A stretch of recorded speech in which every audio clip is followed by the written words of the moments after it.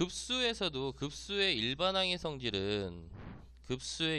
대한 성질은 n이 1부터 무한대까지 an이 알파로 수렴하고 시그마 n은 1부터 무한대까지 bn이 베타로 수렴한다 라고 하는 각각의 수렴 조건이 있을 때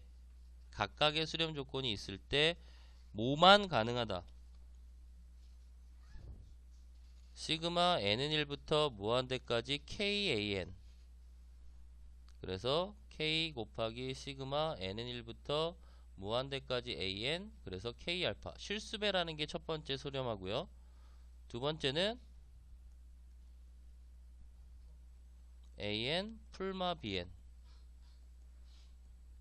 n은 1부터 무한대까지 an 풀마 n은 1부터 무한대까지 bn, 그래서 알파 풀마 베타. 덧셈 뺄셈만 수렴한다. 왜 그럴까?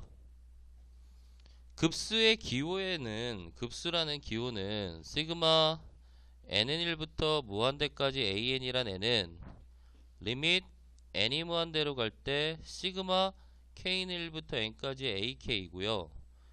얘를 뭐라고 해? 우리는 sn이라고 하는 부분합이라고 한다고 얘들아. 부분합. 그러다 보니까 극한이 먼저가 아니라 시그마가 먼저란 말이야. 시그마라는 게 결국은 첫 번째 항부터 n번째 항까지 합을 얘기하는 거잖아. 그치? 합을 한 후에 극한 취해줘야 되는 거야. 시그마의 성질 중에 이런 경우가 안 된다고. 우리가 예를 들어서 시그마 n은 k는 1부터, 예를 들자면 k는 1부터 n까지의 ak 곱하기 bk와 시그마 k는 1부터 n까지의 ak 곱하기 시그마 k는 1부터 n까지의 bk를 한번 해볼게. 그러면 얘네들은 첫 번째 항부터 넣는 거니까 a1 곱하기 b1 더하기 a2 곱하기 b2 쭉 해서 an 곱하기 bn 이 형태가 되고, 얘는 a1, a2, an까지의 합 곱하기 b1, b2, bn의 합. 그럼 이 둘이 같아질 수가 있다 없다? 없다야. 맞아요? 예를 들어서 이런 거잖아. 1 곱하기 2 더하기 2 곱하기 3 더하기 3 곱하기 4와 1 더하기 2 더하기 3과 2 더하기 3 더하기 4를 더해서 둘이 곱한 수는 같을 수가 없단 말이야 얘들아. 그러다 보니까 시그마는 곱셈이나 나눗셈에서 분배가 될 수가 없어. 그래서 기본적으로 급수는 덧셈과 뺄셈에서만 가능하다. 단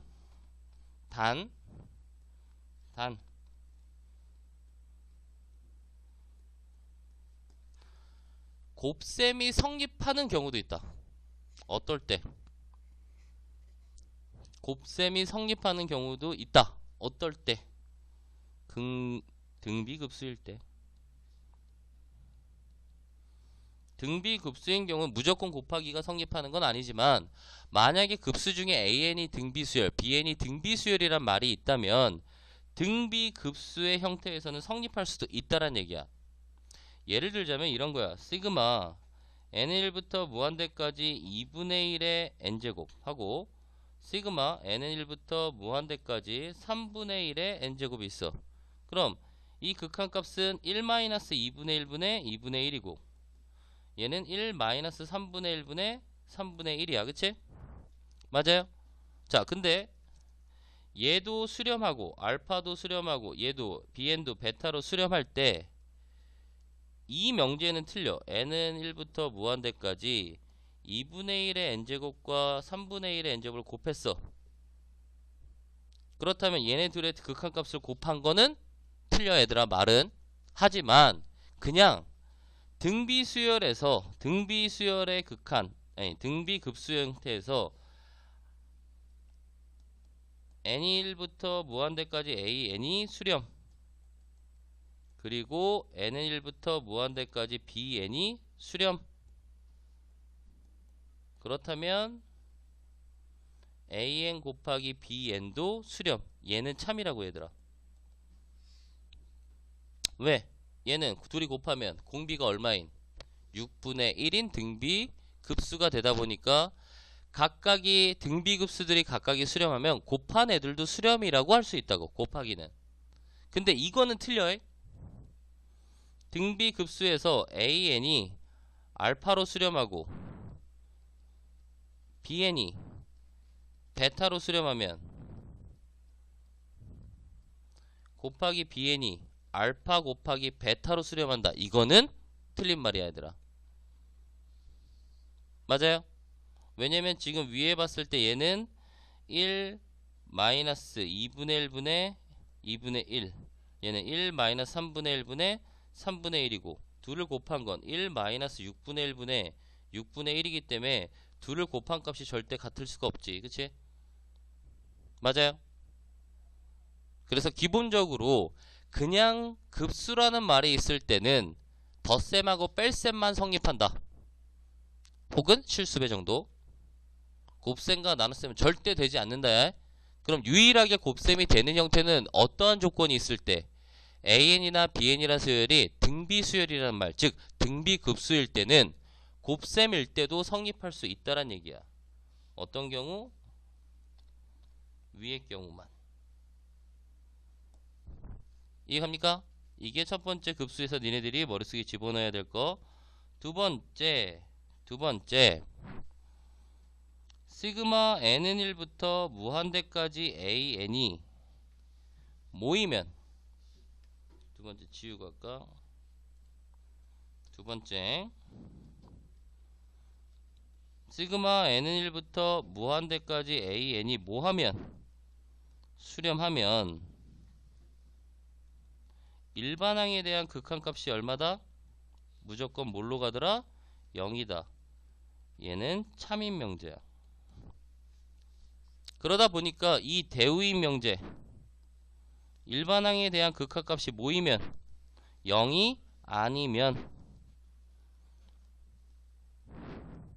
얘는 발산. 그래서 얘도 참이야. 자, 근데 여기서 주의해야 될 게 있어. 극한값이 AN에 대한 극한값이 0이 아니다라고 딱 써놓으면 꼭 너네들이 AN을 수렴한다고 착각하는 경우들이 있거든. AN의 극한값이 0이 아니다라고 했지 얘네들이 AN이 수렴한다 혹은 발산한다라는 게 정해진 건 아니다 얘들아. 그러니까 발산해도 일반항에 대한 극한값이 발산해도 발산이고 0이 아닌 값으로 수렴해도 발산이란 얘기야. 주의하라 그랬어. AN에 대한 극한값이 0이 아니다라는 이 문구를 가지고 꼭 AN이 수렴한다는 것처럼 받아들이면 안 된다는 얘기야 설명기는. 그리고 두 번째, 리밋 n이 무한대로 갈 때 AN이 만약에 그렇다면 0이면 n은 1부터 무한대까지 AN, 얘는 뭐한다? 발산한다. 참일까 거짓일까? 거짓이야. 그러면 수렴한다. 참일까 거짓일까? 거짓이야. 사실은 이렇게 AN이란 수열을, 이 AN이란 일반항이 어떠한 걸로 이루어졌는지 모르는 경우에서는 당연히 알 수 없다야. 해봐야지 알 수 있고, 특히 우리 친구들 중에 보면은 선생님 만약에 무한번째 항에 대한 n번째 항에 대한 극값이 0이면 뭔가를 뭐 한 번 더 하면 혹시 수렴할 수 있지 않나요? 라고 하는 친구들이 있어서, 자, 발레를 하나 해줄 거야. 어떤 걸 할 거냐면 AN이라는 수열을 선생님이 n 플러스 1분의 1이라고 잡을 거야. 그럼 여기다 극한 취해주면 뭐 돼? 0되지 그치 얘들아? 자, 그러면 시그마 n은 1부터 무한대까지 AN은 시그마 n은 1부터 무한대까지 n 플러스 1분의 1이야. 자, 얘는 전개하면 얼마 돼? 2분의 1 더하기 3분의 1 더하기 4분의 1 더하기 5분의 1 더하기 6분의 1 7분의 1 8분의 1 9분의 1 10분의 1 11분의 1 12분의 1 이런 식으로 계속 더해가는 거야. 맞아요? 자, 그럼 뭘 할 거냐면 똑같은 애를 하나 써줄 건데 2분의 1과 2분의 1을 비교해서 둘은 어때? 같아. 자, 여기다가 선생님이 4분의 1이라는 수를 더할 거야. 3분의 1과 4분의 1을 비교를 하면 누가 더 큰 거야? 3분의 1이 더 큰 거야 얘들아. 맞아요? 그래서 위에 있는 식이 크거나 같다. 어디까지 봤을 때? 두 번째 항까지 봤을 때. 자, 그대로 2의 거듭제곱 4분의 1은 그대로 놔둘 거야. 그래도 이렇게 갖다 놓으면 아직도 위에 있는 형태가 더 큰 거지, 그치? 그리고 나머지 5분의 1, 6분의 1, 7분의 1을 전부 선생님이 8분의 1로 바꿀 거야, 이렇게.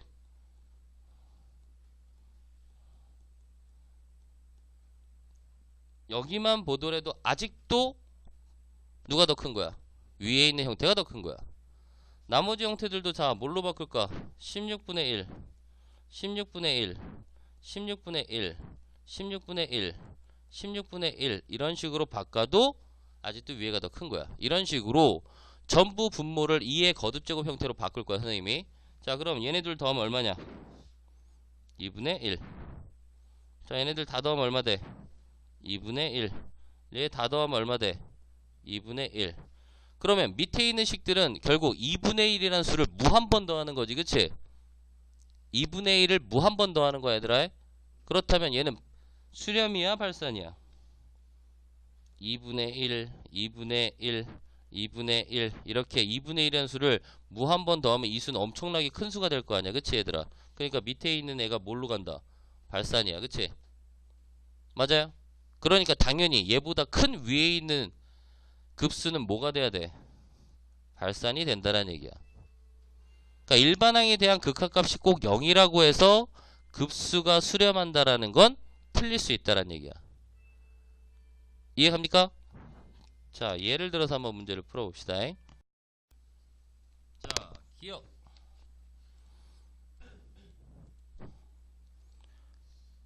첫 번째 AN이 수렴하고 AN 플러스 BN이 각각 수렴하면 BN도 수렴한다. 맞을까 틀릴까? 이건 맞는 거야. 자, 우선은 AN 플러스 BN 이렇게 두 수열의 합의 형태로 됐으면 얘를 뭘로 잡아? CN이라고 잡으면 두 번째 조건 시그마 n은 1부터 무한대까지 AN 플러스 BN 대신에 CN을 집으면 이걸 베타라고 합시다. 그리고 n은 1부터 무한대까지 AN을 알파라고 잡았어. 그럼 우리가 원하는 건 BN이니까 BN은 뭐라고 표현 가능해? CN-AN. 그러면 시그마 n은 1부터 무한대까지 BN 대신 n은 1부터 무한대까지 CN-AN이 될 거고, CN 수렴, AN 수렴 각각 수렴하잖아, 그치? 그럼 뺄셈에서는 분배가 가능하다. 그래서 얘는 결국은 베타 마이너스 알파니까 뭐한다? 수렴한다 라고 할 수 있는 거야.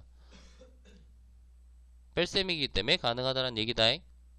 자, 니은 AN, BN이 각각 알파, 베타에 수렴하면 AN, BN을 곱한 값은 알파 곱하기 베타이다. 맞아 틀려? 틀리다고. 아까 얘기한 것처럼 곱셈에서는 이 급수가 분배가 될 수가 없습니다. 디귿 AN, BN이 수렴하고 AN이 0이 아니면 BN은 0이다. 자, 우선은 기본적으로 수렴한다고 했으니까 여기서 알 수 있는 건 어떤 경우야? 일반항에 대한, 즉 AN 곱하기 BN이 반드시 뭘로 가더라? 0으로 가다야, 그치? 맞아요. 급수가 수렴한다라는 건 이 안에 있는 AN이 수렴하는 게 아니라 AN, BN이라고 하는 이 일반항에 대한 극한값이 0이다라는 거야. 자, 이랬을 때 리밋 n이 무한대로 갈 때 AN이 0이라는 값이 아니면 BN은 0이다. 맞을까 틀릴까? 맞을까 틀릴까?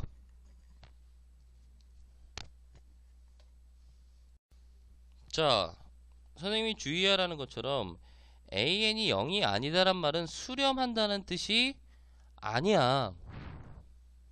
발산할 수도 있다야. 발산할 수도 있다고.